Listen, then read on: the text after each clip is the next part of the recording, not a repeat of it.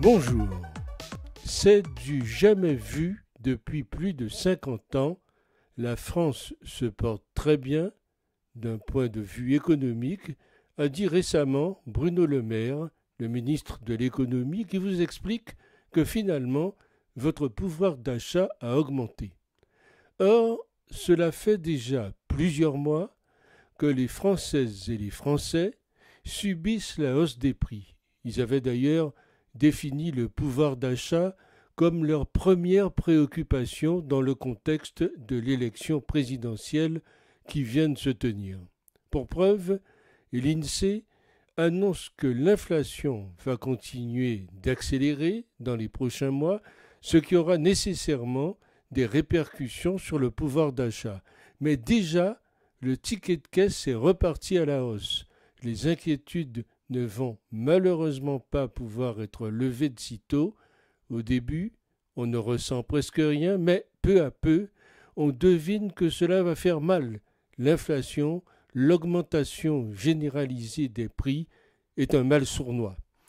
L'Institut constate que les hausses des prix à la production ont d'ores et déjà commencé à se répercuter, certes partiellement et progressivement, sur les prix à la consommation. Ce mouvement devrait se poursuivre au cours des prochains mois.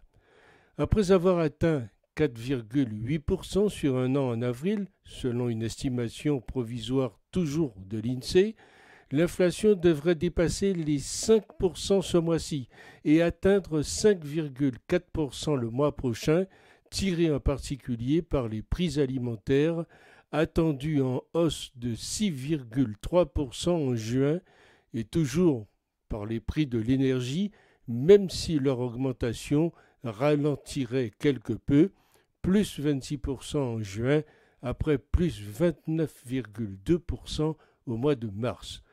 La statistique estime toutefois que sans le bouclier tarifaire sur le gaz et l'électricité et la remise carburant mise en place par le gouvernement, l'inflation dépasserait les 7% ce mois-ci en glissement annuel.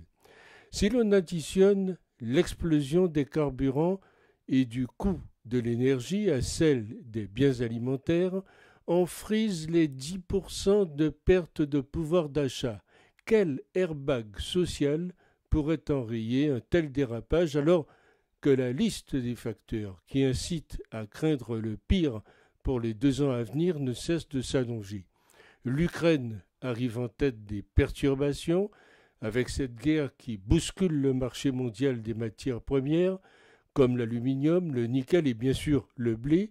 La conséquence la plus immédiate est une baisse drastique de la population. Beaucoup de vendeurs, du grossiste au détaillant, en profitent pour augmenter les prix. Alors pourquoi par exemple la laitue que l'on achetait au supérette du coin 1,19 € est-elle passée à 1,49 €? Augmentation de l'huile de coude? Silence sur ce point assourdissant des associations de consommateurs.